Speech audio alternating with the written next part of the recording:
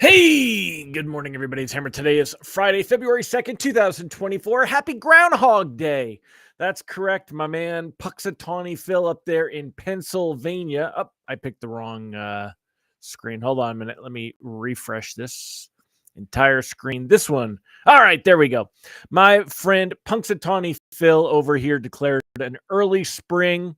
He did wake up and does that mean he saw his shadow or didn't see his shadow? I always forget which one it is. Um, it was where he didn't see his shadow. So basically, if there's a cloudy day, we get a spring. Isn't that a crazy thing? But anyway, that's what's going on this morning. And that's it. That's the only thing we have to worry about. Puxsutawney Phil and Groundhog Day. And hey, we're done. So no, I'm only kidding. You guys know that. All right. Well, remember, my name is Hammer. I'm with Originator Success. You can join me live each and every day, 9:30 a.m. Eastern Time, as I do these videos. Do them for you. Let you know what's going on in the mortgage rate market, what's affecting rates and pricing. Remember, if you're watching on the replay, do me a favor. Give me a hashtag replay in the comments. Let me know that you were here on Facebook or on YouTube. Don't forget to smash that like button, subscribe, tag an hello friend, give us a thumbs up, all that good stuff. Remember, you can sign up for our written email lock advice if you'd like that to your inbox each and every weekday morning. I send out a little something, looks a lot like this. Here is this morning's advice, and you can sign up for that. You can also sign up for our text alerts, www.ratetextalerts.com, or use a cool QR code. Last but not least, check us out at originatorssuccess.com. I'm going to have to change the format of how I start these things because they're not very social media friendly. But then again, I don't really do this to get views later. I get this for people that are joining now. So because of that, let's say hi to the live folks, the people that join me each and every day. We've got Mike Tebow here this morning. Good morning, Mr. Mike. We got Bobby Searson. Good morning, Mike Brown. Great to see you, sir. Mike said, hope the jobs number doesn't repeat. Yeah, you know what? It's repeating on me is what it's doing. We're going to talk about that, of course, in a moment. Tim Klyla, Kenny Rivard. Good morning. We've got Route here, Ready Real Estate Team. Great to see you. Scott Menser, Domain Johnson, Ron Siegel. Good morning, Ron. Great to see you as well, all of you. Thank you so much for joining me. Mike McAllister, Michael, good to see you, sir. Hi, Lisa. Great to see you, my friend. All right, let's take a look and see what we got going on this morning. Basically, rate sheets today are going to suck. Mortgage-backed securities down 44 basis points on the moment. They were down over 50. Enough to really cause panic, but don't panic.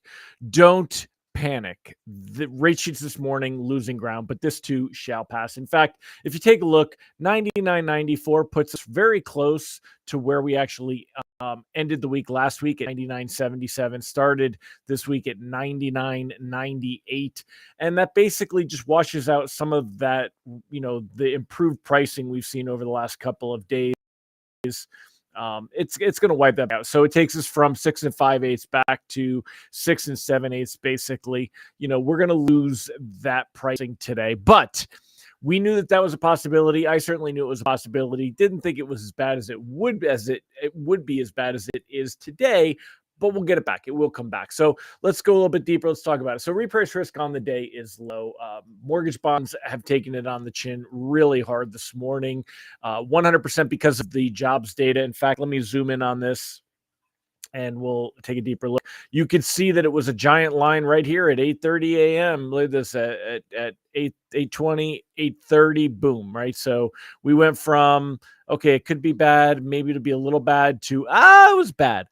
Since then, we've seen some recovery, just a little bit. I think we'll see more recovery here. This is a very, very extreme reaction to a very, very extreme number. So let's take a look at that extreme number. Let's go to the headlines here on Bloomberg and get there. So actually, probably the front page will give us a better. So 353,000 jobs were created. The estimates were 185,000. So, I mean, you're talking a huge, huge increase, almost double, very close, like just about double what was expected. So we were expecting 185,000. We got 353,000. Now, why am I not panicking over this? Because how they come to that 353,000 is going to get a lot of looking at. So remember something, all of this stuff is made up. it's made up. I mean, Ron, you'll support me. Ron Siegel, he knows. This morning, BLS stands more for BSL, for bullshit labor. This is all made up. 353,000. They've changed the way they come up with some of the numbers and some of these things. We're going to get some revisions for sure. There'll definitely be some revisions. Mike said that, let's see, what does Mike say? He said, seems like the January number is always high. Comments were made this morning on CNBC. The season adjustments need to be looked at. Yeah, absolutely. And it is always high. But remember also what it's looking at. It's looking at stuff that has to do with, this is not, again, they may, the way they come up with these reports is just utter kind of a joke. Couple of other things, even though there were 353,000 jobs created, unemployment's still at 3.7%. You'd have thought it would have dropped to like 3.2 or something, because I mean, if you got all these jobs, but that's they come across these numbers two different ways. One, they do a survey of businesses for the jobs created. The other, they do a household survey. And the thing though that it doesn't get headlines is the wages were up 0.6% versus estimates of 0.3%. Last month it was 0.4%. So according to what we're being told here, we're being told that people are making a lot more money. Is it true? I don't really know that that's true. So Ron said, Mike said, also average numbers worked went down, causing less money to be earned. And Ron pointed out January numbers always high due to the State of the Union report for either party. Because I would agree with Ron, politics definitely play a part in this. But as far as how it comes to mortgage rates and everything else, again, I know that there's a lot of concern about this, and it's like, we should have locked before that. Don't worry. Again, we talked about locking anything that was risk averse, closing in the next couple of weeks, but otherwise these numbers, they're right back where we were last week. It's not like we're in a trend that this is starting some kind of a path where things are going to continue to go down. That's not the case. And today, you don't want to lock anything today. I would absolutely positively not lock a single loan. I would not consider locking a loan today, because we're generally going to get a rebound on this. We're going to get where and it's already, you can see it's already starting to happen here, where we're seeing, and right now, again, 41 basis points, it was down to about 50, and that'll continue up and probably continue into next week. A couple of other things. Look at this 10-year treasury yield. It's kissing 4%. It was at 4%, 3.997 rounds to 4%, but it's not 4.25. It's not 4.15. It's barely hitting 4%. And again, where does that put us? We started the week with the 10-year treasury yield at 4.08. Now, I know mortgage-backed securities are where your mortgage rate pricing comes from, but watching this 10-year treasury yield is important, okay? 4.08 is where we started the week, is where it ended on the day. We ended on Friday, the 26th, at 4.14. And now we're barely below 4. So that shows you that, and this will fall again, it shows you that we're still in a awesome position. Yes, we finally see where traders are not expecting a March rate cut anymore. We went from 75% expectation of seeing the Fed rates get cut in March to now there's an 80% expectation they'll stay the same. Even a little bit of a bleed over into May. Now 25% expect that we'll see that. Remember, just yesterday, that was all the way down to 6%. Today at 25%. So there's a big jump and a big reaction to this. But I got news for you.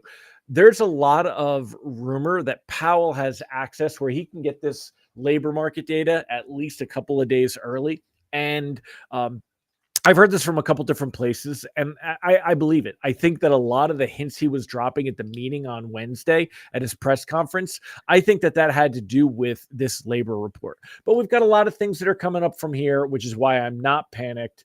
When we look at what our other stuff is coming up, we've got our February 13th. We're going to see the CPI inflation data come in. And I think that that's going to help us to calm things down. It's a couple weeks away, but I don't think it's too far that we're going to see things get worse until then. I think we'll see things kind of gravitate a little bit.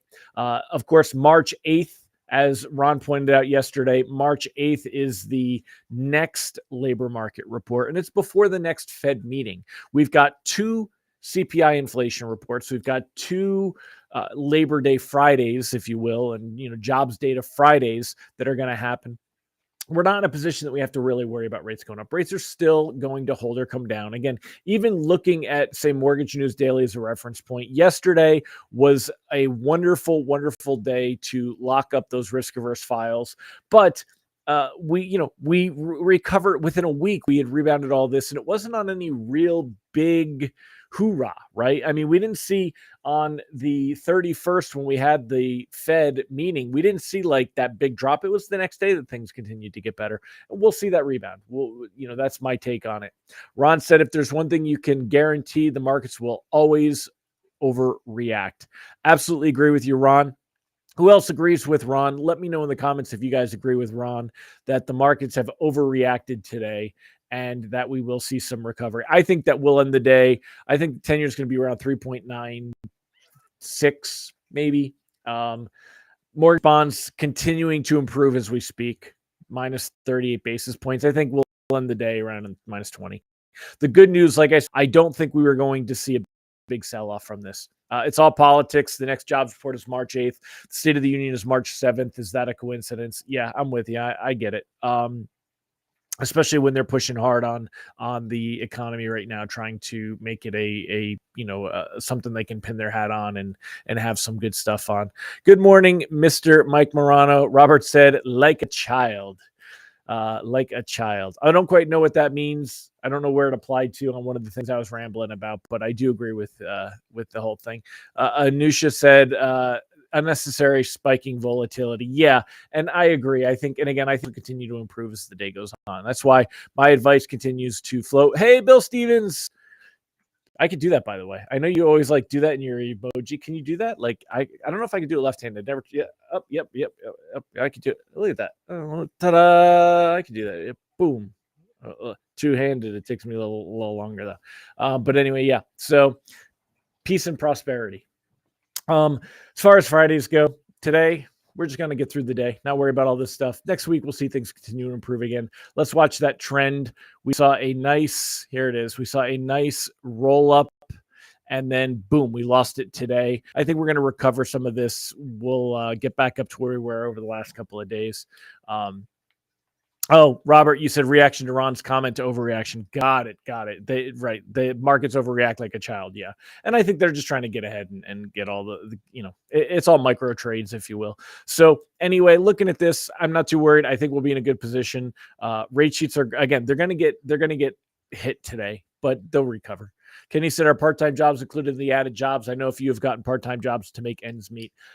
I am not as versed on this as I should be. Ron Siegel, confirm for me. Yes, part-time jobs are in here. I'm 95% sure they are in here. And that's what happens is generally we'll see that very strong negative reaction. And then traders will dig deeper into the actual data and look at it. So yes, I'm pretty sure that the actual, I'm looking for where I can find, let's find the actual release. Economic news release, employment situation today. Yeah, Mike said, yeah, he believes part-time is. Ron said, yes, part-time is. BLS jobs equal 1 hour of work for pay. So, yeah, I mean, if we look at this and let's see. Hold on, I'm trying to control F part-time. They don't have it in the actual thing the way it's listed here.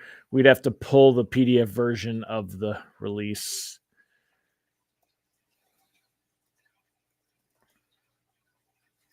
And then go through here. In January, number of people employed part-time at 4.4 million changed little. Working part-time because their hours have been reduced, blah, blah, blah. So they say there was not a lot of part-time on that when we look into the actual report itself here and all this. So, but anyway, I'm not even going to bother digging deep on this. My whole thing is, what effect does all this have on mortgage rates? The initial effect, not favorable. Look at this, but 10-year already starting to fall back, 3.9 now is where we would round that to. We're down 36 bips. I think we'll continue to see improvement through the day. So, Kenny, I appreciate you, sir. Ashley said just some Friday overreaction shenanigans is what I'm hearing. Wouldn't expect anything else these days. And that's why I wasn't worried about locking before this report. But again, granted, I didn't expect to see anywhere near this ridiculousness. 353,000 jobs that were created versus 185,000 expected. That just seems pretty nuts. So I think that's way over manipulated. I said average hours of work in good times is 34.3 to 34.6. We're at 34.1, which is very low.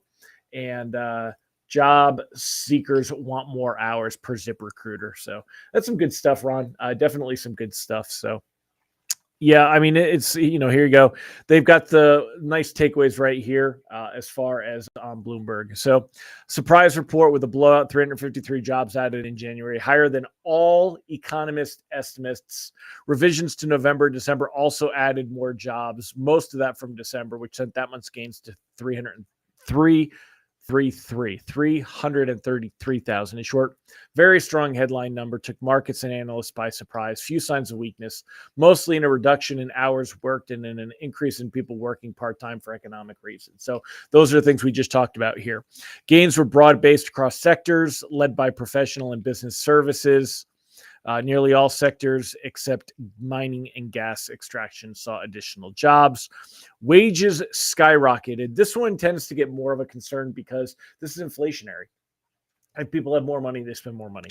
Wages skyrocketed in the month and from the prior year, both above what economists expected to see. The report clearly shows the demand and wage pressures are far from cooling.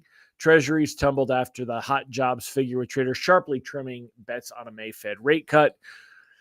Two-year yield surged as much as 19 bips, but we're more worried about the 10-year. And again, that 10-year is actually looking pretty healthy. That 10-year is 3.99 at the moment. So Ron said wages are up, hours are down, less money to spend. Yeah, exactly. So that's a good way. Mike Morano said BS, they revised down late March. Think there were more correction than we have ever seen. Exactly. I agree with all of that. I think this is all just, whatever. Business bankruptcies in 2023, the highest since the Great Recession, excluding COVID. Yeah.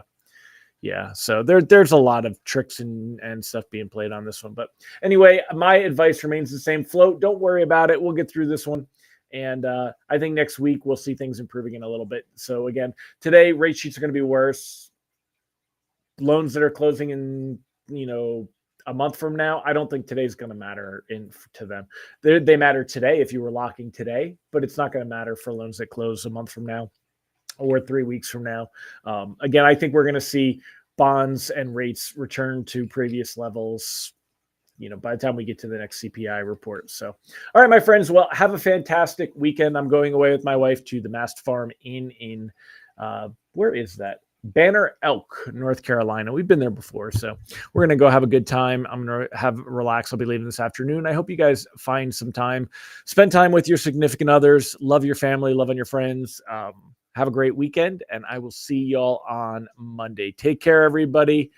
Remember, join me live 9:30 a.m. Eastern time. Don't forget to spread the word. Help me get some more people watching this thing each and every day. There's got about 30 people on right now from the different places. I would love to get 3 digits. I would love to get over 100 people a day watching. Being that there's 100,000, 200,000 loan originators out there, I don't know why I'm having such a hard time. I guess I need to talk about it a little bit more. Nobody knows, but you guys need to spread the word for me. If you spread the word, then everyone will start paying attention. So thanks, my friends. I'll see you guys next week. Take care and make